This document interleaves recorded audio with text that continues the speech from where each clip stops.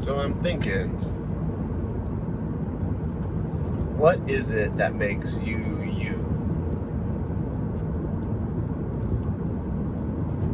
Like on one level, it's a dumb question, right? Me. It's common sense, right? That's not really what I'm talking about. And I'm also not talking about like your personality, like, yo, I'm into this kind of music, or I'm a nice guy, I'm an asshole, I dress like this, I look like this. Those things all are impermanent, right? Most people are constantly changing, so that's not really who you are. That's who you are appearing to be at the moment. You might take it more or less seriously, it's up to you. But what is it that makes you you? Right? What is it that makes you you? So let's start with a kind of a really basic, but maybe overlooked piece to this whole thing, which is that you are having an experience right now. I think that goes without saying, right? You are having an experience. You're having an experience. So what is the nature of that experience that you're having right now? So we can break it down a little bit. You're having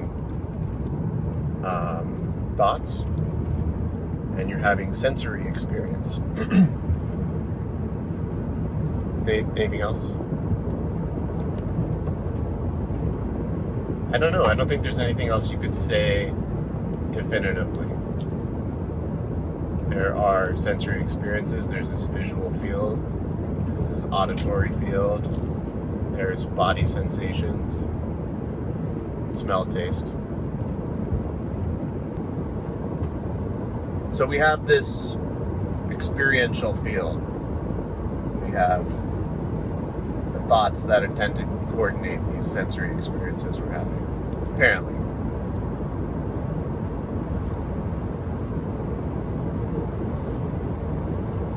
So we could call that whole thing the field of experience, or we could call it awareness, consciousness.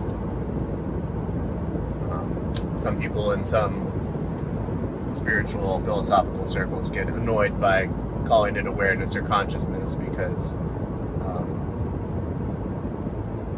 you might think that awareness or consciousness is a thing. It's a separate thing. But it depends on how you're using the word. Some people think awareness is a separate thing, separate from the field of experience.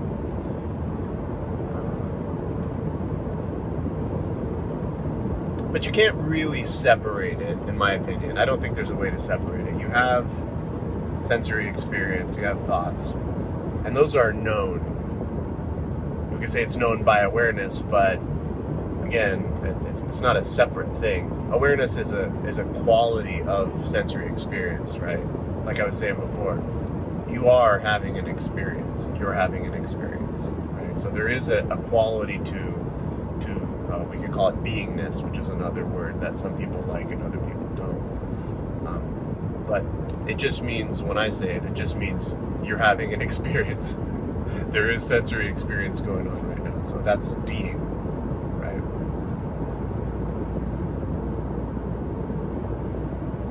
So what is it, though, in these sensory experiences that makes you, you, right?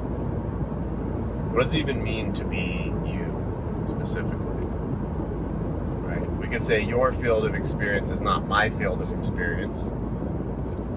Presumably it's pretty similar in terms of how it functions.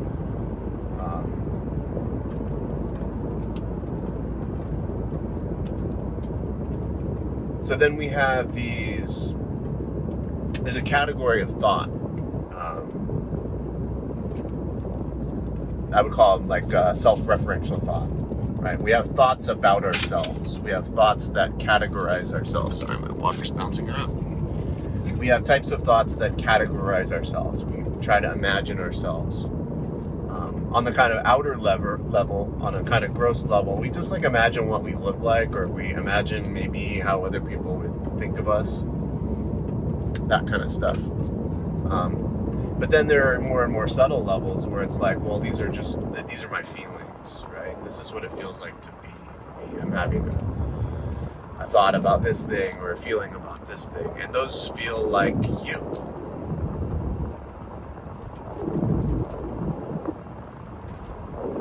But so, if we kind of break this all down and we are like looking at this from a more clear perspective, we're investigating really sincerely. We're not trying to get something, we're not trying to change something, we're trying to figure out how things are and what am I? What is this? What is experience? What is reality? What am I? So we can really only break it down into those components that I talked about before. We have sensory experience, we have thoughts, and I'm arguing that a thought is a type of sensory experience. I don't think it's an argument. I think everyone agrees. You're aware of your thoughts. Thoughts come and go, so it's a sensory experience of some kind. Okay.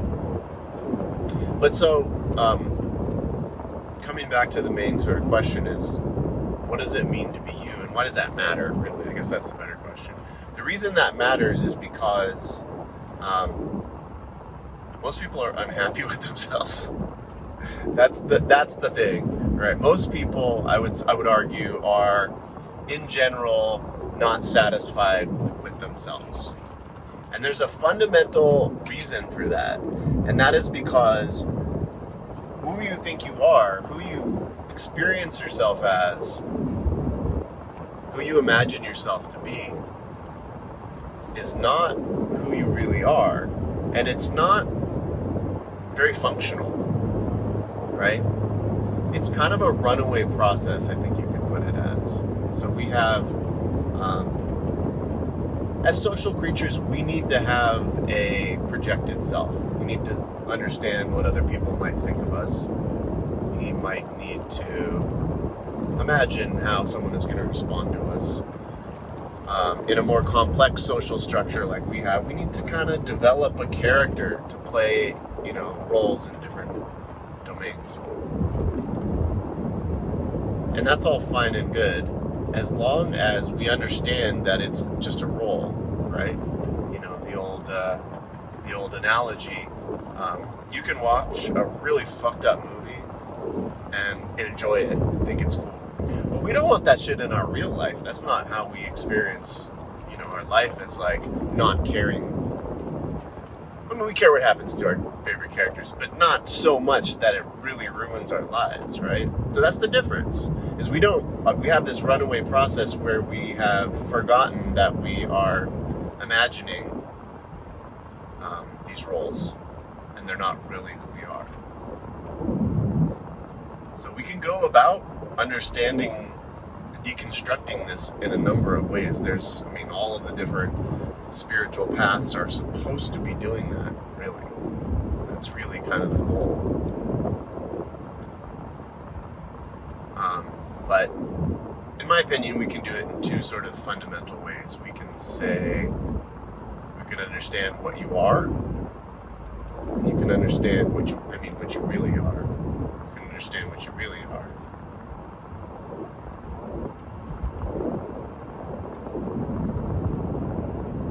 Or you can understand, or you can understand what you're not. And really, those are the same thing. I think initially, as you investigate this stuff, they seem like different directions out in, maybe.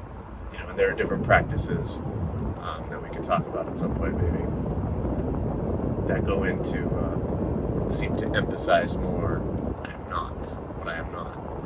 Right? I am not this role. I'm not this character. I'm not this imagined location, even. I'm not this relationship to emotions.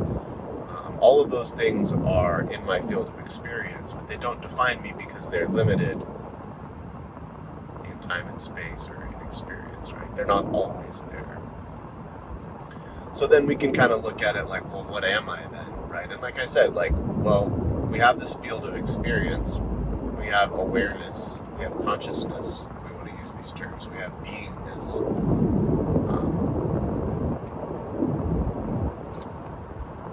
And so what we're looking for then is, what is the thing then that isn't always changing, that isn't coming and going? What is the thing that I am if what I am has to always be outside of things that rise and subside in my consciousness.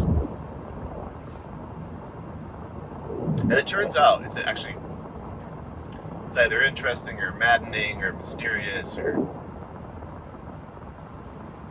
but you can't say anything at all about what you are. Some traditions like to render it, like I was saying, as beingness or as awareness or something. Buddhism likes to look at it as emptiness. And that's super valid too, because whatever it is, you can't say anything about it. It's totally empty of any description.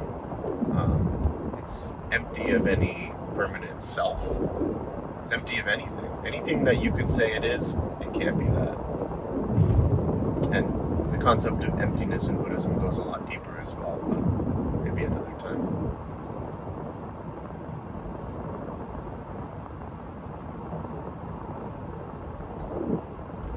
So I've raised the question, who are you really? I've told you what isn't the answer, and then I've told you that there is no answer.